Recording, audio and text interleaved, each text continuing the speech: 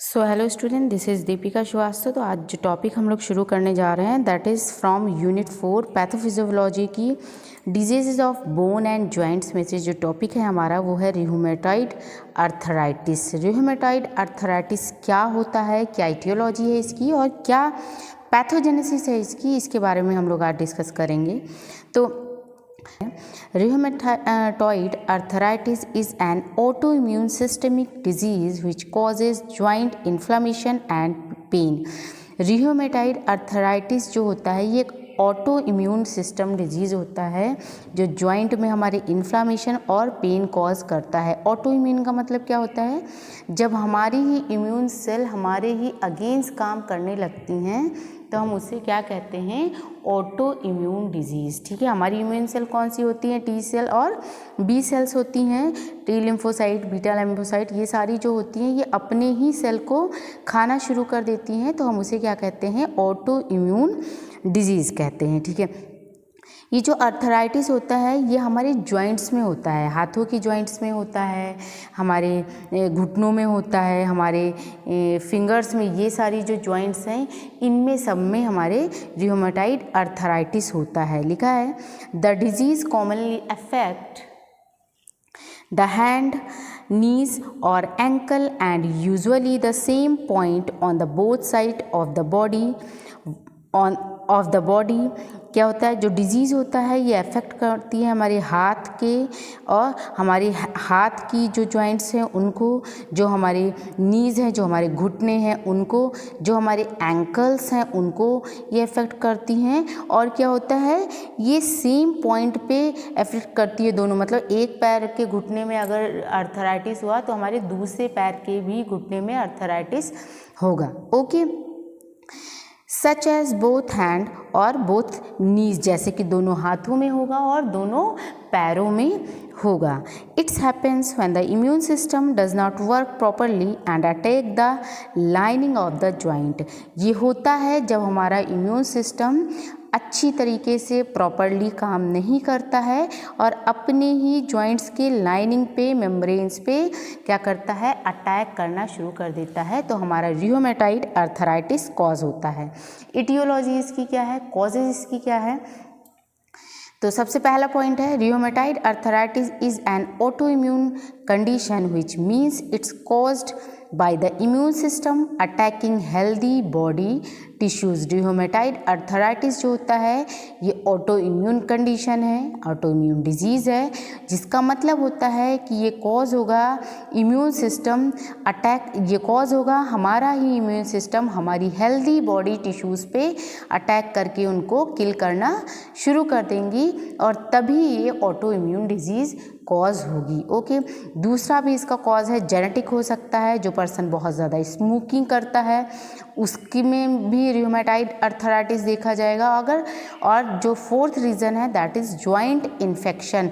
Joint infection मतलब कभी घुटनों में चोट लग गई हो, बहुत सीवियर कोई इन्फेक्शन हो गया है, घाव हो गया है, लंबे समय तक वो रहा हो और उसका जो है इलाज हुआ हो, तो ऐसा कोई कंडीशन हमारी घुटनों के साथ, हाथ के या पैर के जॉइंट्स के साथ हुआ हो, या कोई एक्सीडेंट कभी हुआ हो उसकी वजह से जख्म हो गया हो हमारे जॉइंट्स में, तो ही ये कॉज होता है। इसकी पैथोजेनेसिस देखते हैं। इसकी पैथोजेनेसिस इंटरेस्टिंग है, उस पर ध्यान देते हैं। ये कुछ हमारे जॉइंट्स हैं, है ना।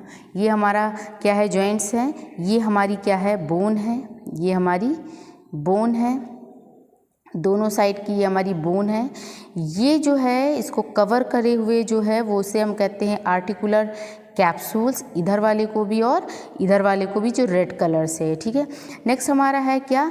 ये जो है जो यहाँ पे कवर किए हुए हैं इसे हम कहते हैं साइनोवियल मेम्ब्रेन कहते हैं, और इसके बीच में जो है भरा हुआ इसे हम साइनोवियल फ्लूइड कहते हैं।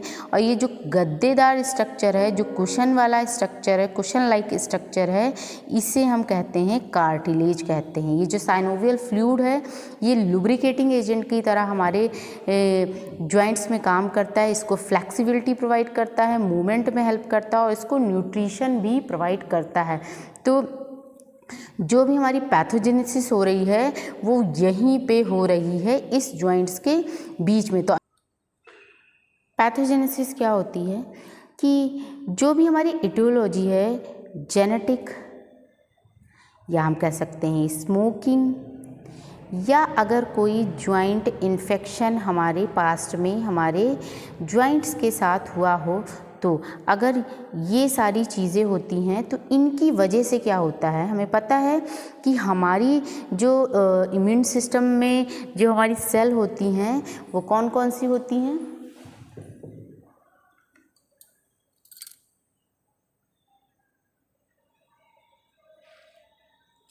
हमारी जो इम्यून सिस्टम की सेल होती हैं, हम मैक्रोफेज की बात करते हैं, तो ये जो हमारा मैक्रोफेज होता है, ठीक है, ये क्या करता है, जब भी कोई एंटीजन बाहर से आता है, जो हम पहले डिस्कस कर चुके हैं, तो ये क्या करता है, उसे इनगल्फ कर लेता है, और इनगल्फ करने के बाद वो क्या करता है, इसमें मौजूद हमारे लाइसोसोम्स सुसाइड बैग के द्वारा इसको क्या करता है, फ्रेगमेंट करता है, कई पार्ट में इसको तोड़ता है, और फिर क्या करता है, अपने सरफेस पे ये क्या करता है, इसको इंडिकेट कराता है, अपने सरफेस पे इसको क्या करता है, इंडिकेट कराता है। ठीक है, तो ये जो छोटे छोटे पार्ट में हमारे एंटीजन ब्रेक हो गए हैं मैक्रोसोम्स के अंदर, ये क्या होंगे, जो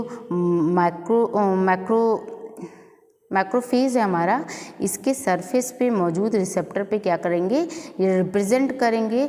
ये क्या करेंगे, जब रिप्रेजेंट करेंगे तो ये क्या होगा, टी सेल रिकॉग्नाइज कर लेगी इन्हें, और क्या करेगी, टी सेल आएगी, टी सेल हमारी आएगी और इनको किल करना शुरू कर देगी। ये हमारे जो है एंटीजन के साथ होता है।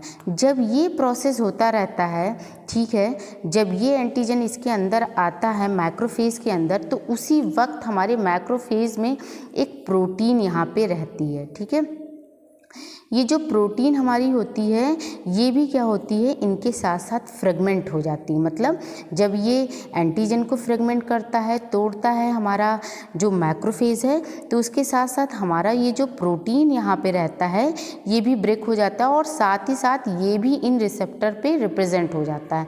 लेकिन ये हमारे खुद के प्रोटीन होते हैं।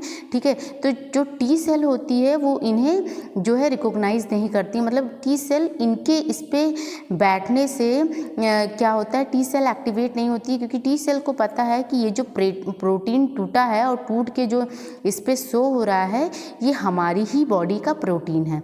क्या होता है, रियूमेटॉइड अर्थराइटिस के केस में होता है कि जब भी कोई जेनेटिक कंडीशन होता है, जब भी कोई स्मोकिंग करता है, या जॉइंट इन्फेक्शन किसी को हुआ रहता है, तो उनमें क्या होता है, ये जो प्रोटीन हमारा माइक्रोफेज के अंदर अवेलेबल है, इसमें म्यूटेशन हो जाता है। इसमें क्या हो जाता है, म्यूटेशन हो जाता है। ठीक है, इस म्यूटेशन में क्या होता है, इसमें हम सिट्रुलिनेशन हो जाता है। सिट्रुलिनेशन एक केमिकल प्रोसेस होता है, जिसमें क्या होता है, हमारा जो अर्जिनाइन अमीनो एसिड होता है, अर्जिनाइन अमीनो एसिड होता है, ये कन्वर्ट हो जाता है हमारा सिट्रुलाइन अमीनो एसिड में। ठीक है, तो जिसकी वजह से क्या होता है कि जब ये ब्रेक हो जाता है, अब इसका म्यूटेशन हो गया, हमारा जो सेल्फ एंटीजन है, ठीक है, इसे हम ऑटो एंटीजन भी कहते हैं। ठीक है, तो ये प्रोटीन क्या हो गया, ये टूट गया। ठीक है, अब ये इसमें म्यूटेशन हो गया, चेंजेस हो गया, जो हमारा अर्जिनाइन अमीनो एसिड था वो कन्वर्ट हो गया किसमें, सिट्रुलाइन अमीनो एसिड में। तो क्या हो गया, अब ये जब ब्रेक हुआ, और ब्रेक होने के बाद जब ये हमारी सेल पे ये रिप्रेजेंट होगा, जब हमारी सेल पे ये रिप्रेजेंट होगा, एक मिनट, जब हमारी सेल पे ये जो हमारा एंटीजन है ये रिप्रेजेंट होगा, तो क्या होगा, हमारी टी सेल क्या है, इसे रिकॉग्नाइज नहीं कर पाएगी, और हमारी टी सेल क्या होगी, समझेगी कि कोई फॉरेन पार्टिकल्स है ये, और टी सेल हमारी एक्टिवेट हो जाएगी। टी सेल हमारी जैसे ही एक्टिवेट होगी, अच्छा ये सारी प्रोसेस कहाँ हो रही है, हमारे जॉइंट सेल में हो रही है ना, हमारे कार्टिलेज सेल में हो रही है, और हमारे साइनोवियल फ्लूइड में हो रही है, साइनोवियल मेम्ब्रेन में हो रही है, सॉरी फ्लूइड नहीं, मेम्ब्रेन में ये सारी प्रोसेस हो रही, मतलब ये जो म्यूटेशन हुआ है वो यहाँ इन जॉइंट की सेल में हो रहा है, कार्टिलेज की सेल में हो रहा है और साइनोवियल मेम्ब्रेन के सेल में ये म्यूटेशन हो रहा है। तो जैसे ही ये म्यूटेशन होगा हमारी टी सेल एक्टिवेट हो जाएगी। टी सेल एक्टिवेट हो जाएगी तो हमें पता है वो क्या करेगी, साइटोकाइन केमिकल को क्या करेगी, रिलीज़ करेगी। और जब ये रिलीज़ होगा तो हमारा क्या होगा, बी लिम्फोसाइट भी एक्टिवेट हो जाएगा। बी लिम्फोसाइट जैसे ही एक्टिवेट होगा, बी लिम्फोसाइट का क्या होगा, प्रोलिफरेशन होगा और क्या होगा, प्लाज्मा बीटा सेल बनेगी। ठीक है, इसका प्रोलिफरेशन होगा और क्या बन जाएगी, प्लाज्मा बीटा सेल्स हमारी बन जाएगी। और प्लाज्मा बीटा सेल्स क्या करेंगी, एंटीबॉडी प्रोड्यूस करेंगी। एंटीबॉडी प्रोड्यूस करेंगी किसके अगेंस्ट में प्रोड्यूस करेंगी, हमारे इस एंटीजन के अगेंस्ट में एंटीबॉडी प्रोड्यूस करेंगी। जो हमारा फॉरेन वाला एंटीजन आया था उसके लिए तो प्रोड्यूस ही करती हैं, लेकिन इसके लिए भी अब एंटीबॉडी हमारी जो प्लाज्मा बीटा सेल हैं वो बनाना शुरू कर देंगी। तो हमारी जो एंटीबॉडी रहेगी ये दो तरह की एंटीबॉडी प्रोड्यूस करेंगी। एक तो हमारा IgM एंटीबॉडी है जिसे हम रियोमेटाइड फैक्टर भी कहते हैं, जिसे हम क्या कहते हैं, रियोमेटॉइड फैक्टर भी कहते हैं। और ये एंटीबॉडी जो होती है ये हमारे जो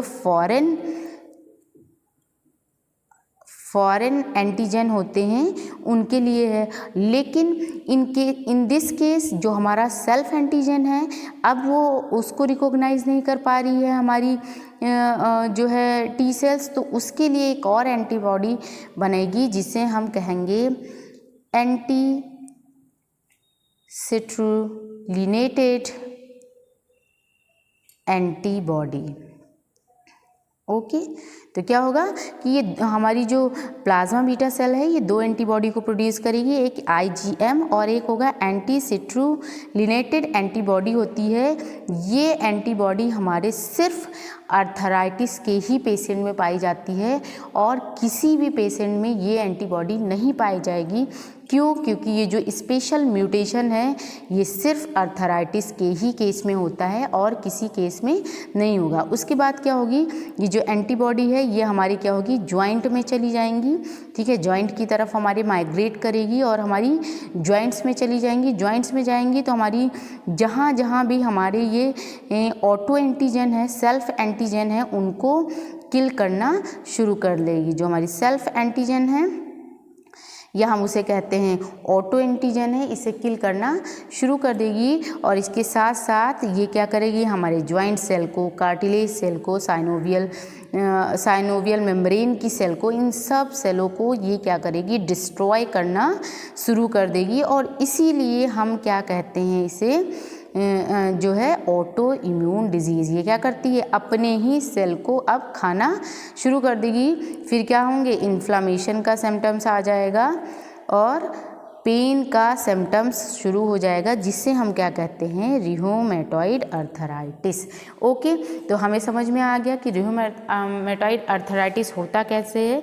रियोमेटॉइड अर्थराइटिस कैसे होता है, जब माइक्रोफेज में प्रेजेंट प्रोटीन का म्यूटेशन हो जाता है, जिसे हम कहते हैं सेल्फ एंटीजन। जब प्रोटीन का क्या हो जाता है, जब प्रोटीन टूट के हमारी इसके सरफेस पे पहुंच जाती हैं तो हम इसे क्या कह देते हैं, सेल्फ एंटीजन। ठीक है, या हम इसे कहते हैं ऑटो एंटीजन। तो जब इसका म्यूटेशन हो रहा था, ठीक है, नॉर्मल केस में फॉरेन बॉडी के साथ साथ इसका भी जो है ब्रेकडाउन हो जा रहा था, तब टी सेल क्या कर रही थी, इसे रिकॉग्नाइज कर ले रही थी कि भाई ये तो हमारी ही बॉडी की एंटीजन है, तो इसे किल नहीं करना है। लेकिन रियोमेटॉइड अर्थराइटिस के केस में क्या हो जाता है, इस प्रोटीन में म्यूटेशन हो जाता है। म्यूटेशन के बाद जब ये ब्रेक होता है, फ्रेगमेंटेशन होता है इसका, और फिर ये सरफेस पे अटैच होता है तो टी सेल इसे रिकॉग्नाइज नहीं कर पाती है और इससे क्या करती है, फॉरेन एंटीजन समझने लगती है और इसलिए टी सेल हमारी एक्टिवेट हो जाती है और क्या करती है, इसके अगेंस्ट एंटीबॉडी बनाना शुरू कर देती है और इसके साथ साथ ये हमारी हेल्दी टिश्यूज़ को भी किल करना, डिस्ट्रॉय करना शुरू कर देता है, जिसकी वजह से क्या होता है, हमारी जॉइंट्स में इन्फ्लामेशन और पेन कॉज करने लगता है। तो ये रहा हमारा रिह्यूमेटॉइड आर्थराइटिस रहा। इसकी पैथोजेनेसिस जो मैंने लिखा है वो देख लेते हैं। आप जैसे बताया है सिंपल वैसे ही लिखा है। पैथोजेनेसिस लिखा है genetic, smoking, joint infection. Because of these factor, modification in self antigen or auto antigen, that is citrullination, जिसे हम कहते हैं मॉडिफिकेशन हो जाता है हमारे सेल्फ एंटीजन में, मॉडिफिकेशन हो जाता है हमारे किसमें, प्रोटीन में। किस में हो जाता है, प्रोटीन में हो जाता है। जब वो अटैच हो जाता है हमारे माइक्रोफेज के सरफेस पे तो उसे हम क्या कहने लगते हैं, सेल्फ एंटीजन। तो modification in protein that is called self antigen, और एंटीबॉडी और ऑटो एंटीजन दैट इज सिट्रुलिनेशन, जिसमें क्या होता है हमारा आर्गेनाइन अमीनो एसिड का कन्वर्ट हो जाता है किसमें, सिट्रुलाइन अमीनो एसिड में कन्वर्ट हो जाता है। और ये सारी प्रोसेस हमारी किसमें होती है, ज्वाइंट सेल, कार्टिलेज सेल और साइनोवियल मेम्ब्रेन में हो रही है। T cell not able to recognise the self antigen and activate. T cell क्या होती है हमारी जो है ये रिकॉग्नाइज नहीं कर पाती हैं हमारी सेल्फ एंटीजन को और एक्टिवेट होना शुरू हो जाती है। रिलीज साइटोकाइनेज एंजाइम, और ये साइटोकाइनेज एंजाइम को रिलीज करती है। B lymphocyte activate and release plasma B cell, release plasma beta cell which produce antibody against antigen। Beta lymphocyte activate होती है, जो क्या होती है, प्रोलिफरेशन होता है उसका किसमें, प्लाज्मा बीटा सेल्स में, और वो प्रोड्यूस करती है antibody against the antigen. Two types of antibody produce, दो तरह की एंटीबॉडी प्रोड्यूस होती है। कौन कौन सी, एक IgM होती है और एक होती है anti citrullinated antibody. Migrate to the joint, ये एंटीबॉडी बनती है और हमारे जॉइंट की तरफ जाती है, ठीक है। किल द सेल्फ एंटीजन, हमारे सेल्फ एंटीजन को किल कर देती है। Along with destroy the joint cell, cartilage cell, synovial membrane cell, जिसकी वजह से क्या हो जाता है, इन्फ्लामेशन और पेन कॉज होता है, इन्फ्लामेशन और पेन कॉज होता है, जिसे हम कहते हैं रिह्यूमेटॉइड आर्थराइटिस। ओके, आर्थराइटिस जो होता है इसका जो क्वेश्चन है हमारे 2017-18 में 7 नंबर में आया है कि रिह्यूमेटॉइड आर्थराइटिस क्या होता है, इसकी पैथोफिजियोलॉजी डिटेल में लिखिए। ओके, तो ये जो इतना कंटेंट है ये सफिशिएंट है, चाहे 7 नंबर में आए या 10 नंबर में आए, ये कंटेंट आपका सफिशिएंट है और आप इसे लिख सकते हैं। ओके, आई होप आप सबको समझ में आया होगा। Thank you so much.